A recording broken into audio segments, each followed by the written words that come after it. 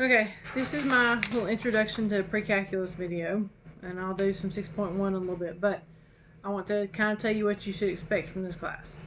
First off, the video or the notes and the problems for sections 6.1 through 6.6 are loaded. If you've looked at them at all, you'll notice that what they are is pretty much the homework. There's very little notes. I try to keep it kind of short. There's some things I have to explain. There's some things I'm going to talk about too, but it helps to have some notes and reminders. And you can do one of two things.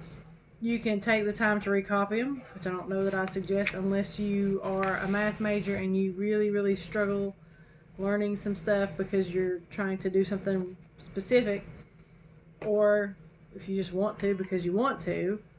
But in general, you can either print them out or have them up while you watch the videos, and I think you'll be fine. So when you look through these and you see the notes and you watch the little videos, there's a couple things I want you to notice. First off,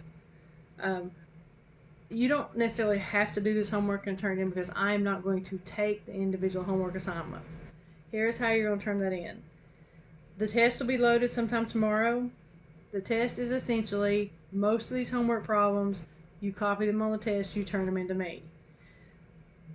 70% will be that. Which means if you look through these and you take your time and you copy them directly on the test, you should pass the class. Not with an A, but you should pass. Now, the rest of those problems will be a few with different numbers, a few with that I didn't quite finish. I started them and I didn't finish the layout, or you had one that looked just like it, or I skipped that particular one out of the book. Those are going to be the ones that build your grade on up. The second thing you should notice is that there are some deliberate mistakes in these notes for two reasons.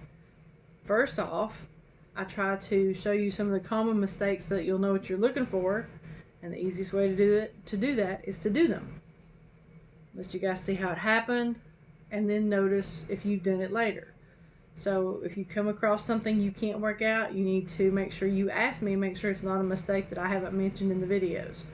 The second thing is, in the videos, I will mention the mistakes. I will tell you what the correct answer is, why that one is technically wrong, and what happened to lead me down that path, and why it was so easy and why it looks okay. Because that's a big deal. You guys don't have the experience I do with math problems. And unless you're a math major or an engineering student, you're probably never going to have the experience I have because you don't want to have it. Just like I don't have the experience some people have with biking because I don't really like it. You don't have to learn all the math stuff. You don't have to learn all the English stuff. You need to be functional. You need to be aware of what you do and don't know. You need to know where the answers are. But if you don't learn pre-calculus, upside, downside, left, right, whatever, you're probably going to be okay. Your life will be fine. Even as a math major, there's stuff that I've had people tell me, if you don't know this, you don't know your math. Well, I don't know it, and I'm 48, and I've managed to live this long, and all right. So, the homework stuff will be regurgitated on the test. There'll be a little more above and beyond that for the test. The test will be due next week. So you've got this week to do chapter 6. As you tiptoe through it, you can do it directly on the test. If you want to print the test out and do it, that's fine. If you want to do it on your own paper and do it, that's fine. That's 6 1 half dozen the other. I do need you to submit the test electronically. I have had people put them in envelopes and mail them to me. I'll take that too. I do not want photographs on a phone sent to me on my phone or an email, because those kinds of images are incredibly difficult for me to deal with. But I'll deal with submitting stuff later. I